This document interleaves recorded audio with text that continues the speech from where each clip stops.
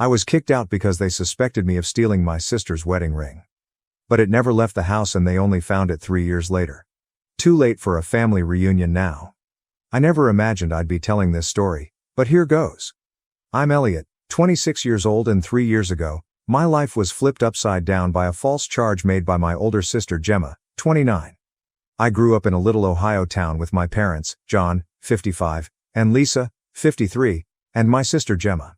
We lived in a modest 2-story house that my parents purchased when they first married. It was not fancy, but it was home. My father worked as a high school math teacher, and my mother was a nurse at the local hospital. They weren't wealthy, but they made sure we got all we needed growing up. Gemma and I were quite close. We'd spend hours playing in our backyard, climbing the ancient oak tree, and inventing complicated games. She was always the leader, making up the rules and plots, while I was content to follow along. As we grew older, however, things began to alter. Gemma was always an overachiever. She was the top of her class, captain of the debate team, and appeared to thrive in whatever she tried. In contrast, I was more laid back. I performed okay in school, but I was never as motivated as Gemma. As we approached our adolescence, this disparity began to erode our relationship. By the time Gemma left for college, we had grown apart. She attended a prominent university on a scholarship, whilst I stayed local and attended community college. I didn't know what I wanted to accomplish with my life, so I took a range of classes to figure it out. Gemma relocated to the city after graduating from college and began working at a large marketing agency. She'd return home for holidays and occasional weekends, full of stories about her fascinating life and excellent profession. I couldn't help feeling inferior. In contrast, I was still living at home, working part-time at the local grocery shop, and trying to figure out my next step. Despite our differences, I always assumed Gemma and I were fine. We weren't as close as we were, but I assumed it was just part of growing up. I had no idea how quickly everything might fall apart. Gemma and her boyfriend, Tom, 31, were engaged 3 years ago. They had been dating for 2 years, and everyone was ecstatic. Tom was a lawyer from a wealthy family, and my parents idolized him. He proposed with a stunning diamond ring that had been in his family for generations. Gemma was overjoyed and couldn't stop showing it off to everyone. The engagement celebration was a large occasion. My parents brought what seemed like the entire town to our house to celebrate. I recall feeling a little out of place among the rich people Gemma and Tom had invited from the city. I remained close to my old high school pals who were still in town, feeling more at ease with them than with Gemma's sophisticated set. A month after the engagement, all hell broke out. It was Tuesday afternoon, and I had the day off work. I was in my room playing video games and enjoying the quiet house. Gemma was visiting for a week, taking some time off work to begin arranging the wedding with our mother. I heard Gemma return home from a shopping trip with Mom. They were talking and laughing downstairs. I didn't think much about it and returned to my game. Around an hour later, I heard Gemma scream. I ran downstairs to check what was going on, and she accused me of taking her engagement ring. She explained that she took it off while doing dishes and left it on the kitchen counter. When she returned to grab it, it was gone. I was stunned and quickly denied taking it, but Gemma refused to listen. She kept shrieking that I was the only other one in the home, so it must have been me. She mentioned how I was always jealous of her success and how I probably wanted to sell the ring so I could finally move out and accomplish something with my life. Our parents arrived home in the midst of the chaos, and Gemma recounted her version of events. To my horror, they believed her wholeheartedly. My mother began to cry, questioning how I could have done such a thing to my own sister. My father merely looked at me with disappointment in his eyes. They began searching my room and turned everything upside down. They didn't find the ring, but they did discover some money I had saved from my job at the supermarket. It wasn't much, maybe a few hundred, but Gemma quickly picked up on it, claiming I must have sold the ring and that's where the money came from. I tried to explain that I had been saving for months and was considering taking some classes at the local community college, but no one listened. The following few days were a nightmare. My parents and Gemma repeatedly pressed me to confess and return the ring. They threatened to contact the police if I did not come clean. I was afraid and felt entirely alone. Nobody in my family believed me, and I was treated like a criminal in my own home. I tried contacting several of my pals, but the majority of them had moved away after high school. The few who remained in town appeared unwilling to become engaged in family strife. I felt more alone than ever.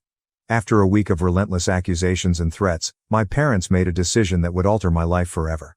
They told me I needed to go. They said they couldn't trust me any longer and that I was putting shame on the family. They gave me 2 days to pack my belongings and leave. I was devastated. I had nowhere to go and didn't know what to do. My best buddy from high school, Ryan, 26, who had recently returned to town after serving in the army, offered to let me rest on his couch for a time, but I knew I couldn't stay there long. His apartment was small, and he was still getting back on his feet. I packed everything I could into a backpack and an old duffel bag, including clothes, books, my laptop, and a few memories from brighter times. As I was leaving, I noticed Gemma eyeing me from her old bedroom window. I thought I caught a glint of doubt in her eyes, but she quickly turned aside. Walking out of that house, the only one I'd ever known, was the most difficult thing I had ever done. I felt deceived and abandoned by those who were supposed to love me completely. The saddest part was that I had done nothing wrong. For the next 2 months, I alternated between Ryan's couch and cheap motels as I could afford them. I took on any odd jobs I could find to make ends meet. I've worked as a dishwasher, dog walker, and even spent a few weeks on a construction job. It was a challenge, but I was determined to prove my innocence and succeed on my own. Eventually, I got a solid job at a warehouse on the outskirts of town. The job was hard, the hours were long, but the pay was consistent. The salary wasn't spectacular, but it allowed me to rent a modest room in a shared house with some other warehouse workers. I gradually began rebuilding my life, but the grief of what had happened never went away. I'd lie awake at night, repeating the events in my memory and wondering how they had gone so wrong. How could my family have turned against me so quickly? How could Gemma, who had grown up with me and knew me better than anyone else, believe I would do such a thing? I cut all communication with my family. They attempted to contact me several times in the beginning. My mother would leave heartfelt voicemails urging me to come home and make things right. My father sent a few text messages indicating we needed to discuss.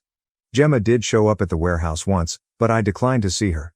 I couldn't bear to speak with them after what they had done. They were no longer my family.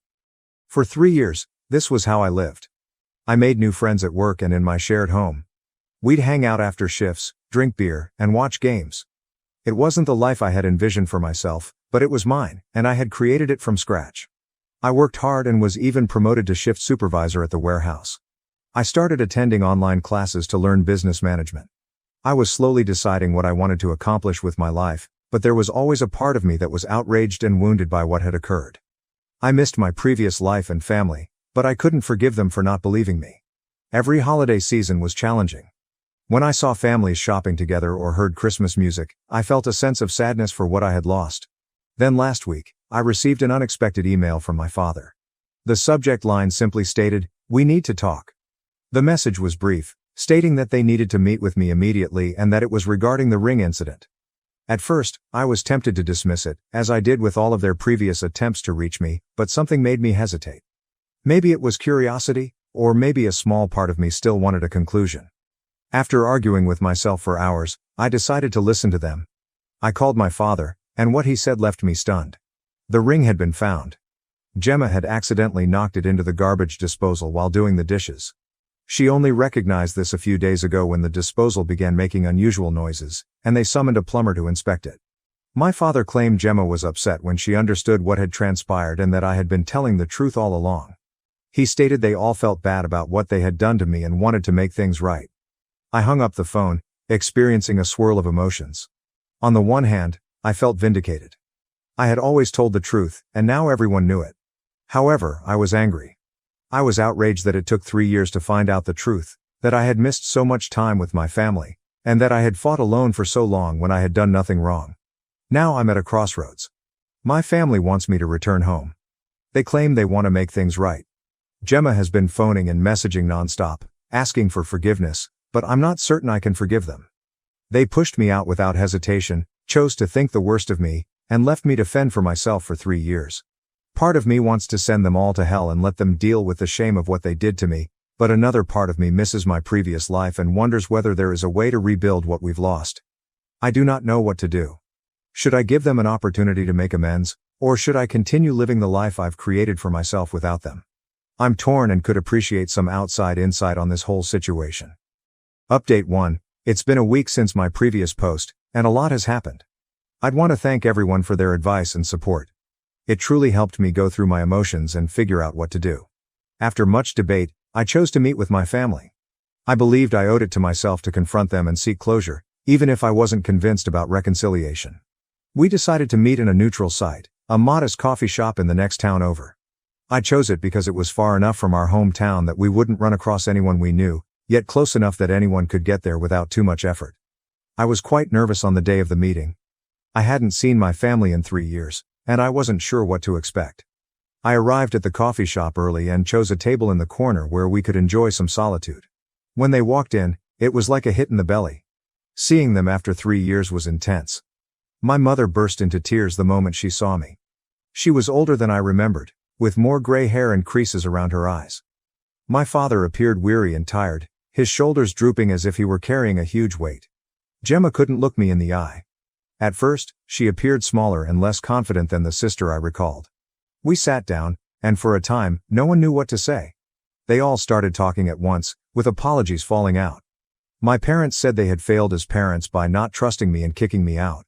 They admitted that they had regretted their decision every day since, but pride and humiliation had prevented them from reaching out sooner. My father, who had always been a man of few words, talked for hours about how he had repeated those days in his head, trying to figure out how he could have been so blind. He claimed he had always prided himself on being fair and reasonable, but that emotion had clouded his judgment when it counted the most. My mother, through tears, told me how she had preserved my room exactly as I had left it, hoping that one day I would return. She stated she would wake up in the middle of the night, thinking she had heard me coming home, only to realize what had transpired. Gemma burst into tears, stating she would never forgive herself for accusing me and damaging our relationship. She mentioned how she had always looked up to me when we were youngsters, even though I was younger. She admitted that she had been so preoccupied with her own life and troubles that she had lost sight of what was truly important. As they talked, memories of our childhood came flooding back. I remembered how Gemma stuck up for me when I was bullied in middle school. I reflected on all the times we had laughed together, exchanged secrets, and supported each other during difficult times. It made the betrayal hurt even more, but it also reminded me of the fantastic times we'd had. I heard everything they said, but I couldn't bring myself to forgive them just yet. The anguish and resentment from the previous 3 years were still too raw. I informed them that I needed time to comprehend things. They appeared to comprehend and did not push for more. My mom wanted to hug me before we went, but I backed away. I wasn't prepared for that kind of closeness yet. The hurt look on her face almost convinced me to change my decision, but I remained firm. I needed to protect myself emotionally. After the meeting, I returned to my apartment and carefully considered what I wanted. Did I want to go back to my previous life? Can I ever trust them again? Was it worth attempting to repair our relationship? I recognized that while I missed having a family, I had also developed significantly in the previous 3 years. I had become self-sufficient, robust, and had created a life for myself from scratch. I wasn't the same person they'd kicked out 3 years before. I reflected on my warehouse work, my online education, and the friends I made. I had worked hard to reach where I was, and I was pleased with what I had accomplished on my own. The thought of abandoning that and returning to my old life felt awful. At the same time, I couldn't deny that seeing my family had triggered a variety of feelings. Despite everything, I still loved and missed them. I wondered if I could have a relationship with them while still keeping my independence. After a few days of deliberation, I reached a decision. I called my parents and explained that while I appreciated their apology, I was not yet ready to fully reconcile. I informed them that I needed more time and space to heal. I also established some boundaries. I indicated I was willing to maintain minimal contact with them, but I wasn't going back home or pretending nothing had occurred. I told them that if we were to continue our connection, it had to be on my terms. They expressed disappointment but said they understood. They promised to respect my boundaries and allow me the time I needed. My mother asked if she might phone me once a week to check in, and I agreed, assuming it would be a nice approach to gradually re-establish trust. As for Gemma, I've decided to keep my distance for now. Her actions had affected me the most, and I wasn't ready to forgive her just yet. I told her I needed more time before I could consider having another relationship with her. She was upset but explained that she understood and would wait until I was ready. It's been a rough week with many emotional highs and lows. I've had moments when I question my decision, wondering if I'm being too harsh or if I'm passing up an opportunity to reunite with my family. But then I recall how quickly they turned on me, and I realize I'm doing the right thing by taking things slowly. I've also started researching therapeutic possibilities. Many of you suggested it in the comments, and I believe it would be beneficial to have a professional to speak with while I navigate this tricky situation. I've never been to therapy before, so I'm a little nervous, but I think it could be beneficial to me. For the time being, my primary focus is on my job and studies. I have a huge project coming up at work, and I'm determined not to let all of this family drama distract me from my goals. I am also thinking about moving to a better apartment. I've been saving, and I think I'm ready for a place of my own without roommates. Thank you again for your support. It's comforting to know that there are individuals out there who understand and care, even if we've never met. I'll provide an update if anything substantial changes. Update 2. It's been almost a month since my last update, and I'd like to share some developments. I've been sticking to the boundaries I've established with my family. We've had a few phone calls and text messages, but nothing particularly intense. It's been okay. Awkward at times, but not as painful as I expected. My parents have mostly respected my wishes. They check in every now and then, but they don't ask for more than I'm prepared to provide. I can tell they are working hard to rebuild trust, but it is a slow process. My mother calls once a week, as we promised.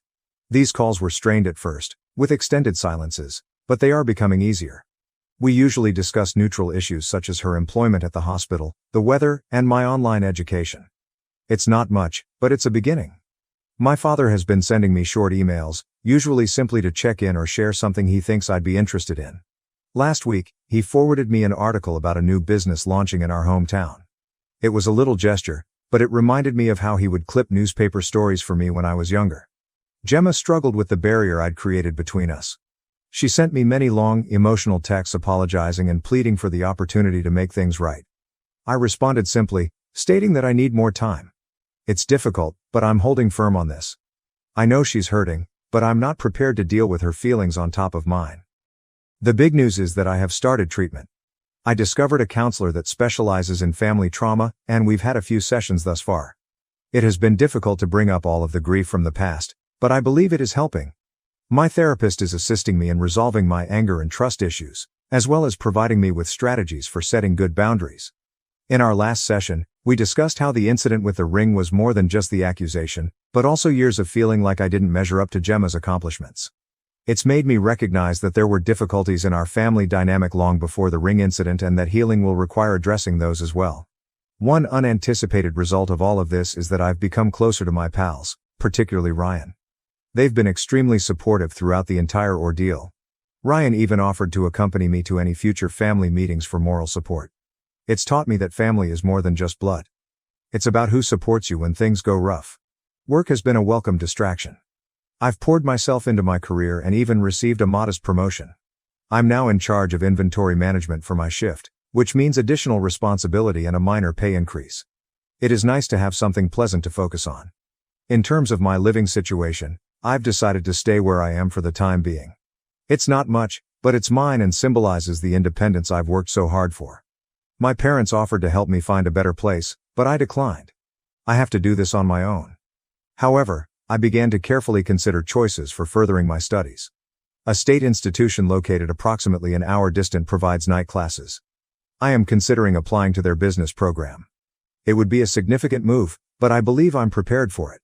Overall, I'm taking it one day at a time. Certain days are harder than others. There are times when I mourn our easy connection as a family, but then I recall how fast they turned on me, and I realize I can't rush this process. My therapist thinks it's good to have mixed feelings about everything. She encourages me to be patient with myself and not feel obligated to forgive before I'm ready. We're working on techniques for dealing with upcoming family gatherings and holidays, which are making me more apprehensive than I'd like to admit. For the time being, my priorities are recovering and creating a life I can be proud of, with or without my family. It's not easy, but I'm positive about the future. I'm learning that it's all right to put myself first and that creating boundaries does not make me a horrible person. Thank you for your continuing support. Your comments and messages have provided me with strength during this process. It's comforting to know I'm not alone in coping with familial issues like these. Update 3.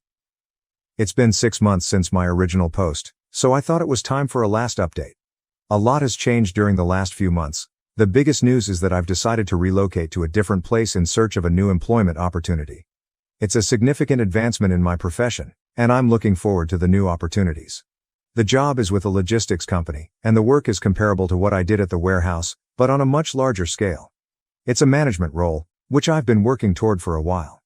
The income is much higher than what I was making previously, and it includes benefits such as health insurance and a 401k plan.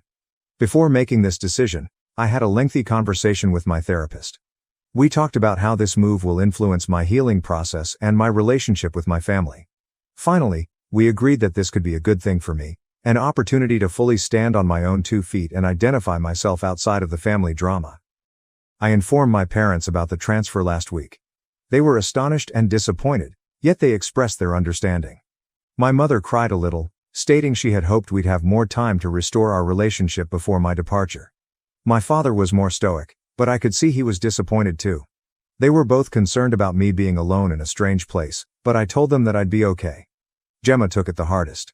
After I told her, she showed up unannounced to my flat, pleading with me not to go. She admitted that she felt like she was losing me all over again. It was a challenging conversation, but I held my ground. I informed her that this was something I needed to do for myself and that our relationship was not in a position where her opinion could influence my decision. Our relationship is improving, but it is not perfect. We've enjoyed several family dinners in recent months. They've been uncomfortable and awkward at times, but we're gradually learning to be around each other again. Trust is still a major issue. I sometimes question their motives, wondering if they truly believe what they say or if they are simply attempting to relieve their guilt. My therapist has been crucial throughout this. She has helped me analyze my emotions and create boundaries. She has emphasized that forgiveness does not imply forgetting or pretending that the trauma never happened. It's about letting go of my anger in order to find peace of mind. I've taken that to heart. While I don't believe I'll ever forget what happened, I'm attempting to forgive my family, not for their sake, but for mine. It was hard to carry around all of my anger and bitterness, and I'm ready to let it go. As I prepare for this relocation, I've been thinking about everything that has transpired. 3 years ago, I thought my life was finished. I'd lost everything, including everyone I cared about. But now I see how much I've learned from that experience. I'm stronger, more independent, and have a better understanding of my own worth than I ever had. I don't know what the future holds for me and my family. We intend to stay in touch once I relocate, with weekly phone calls and visits during the holidays. It's a start. Perhaps with time and distance, we will be able to create something new. For the time being, my attention is focused on the future. I'm excited about my new work, the new city, and the opportunities that await me. I've started looking for apartments online and researched the region where I'll be residing. It's a mix of excitement and trepidation, but I'm largely looking forward to this next chapter in my life. Whatever happens to my family, I'm confident I'll be okay. I've shown to myself that I can deal with whatever life throws at me, and I've learned the value of surrounding myself with people that believe in and support me, whether they're related or not.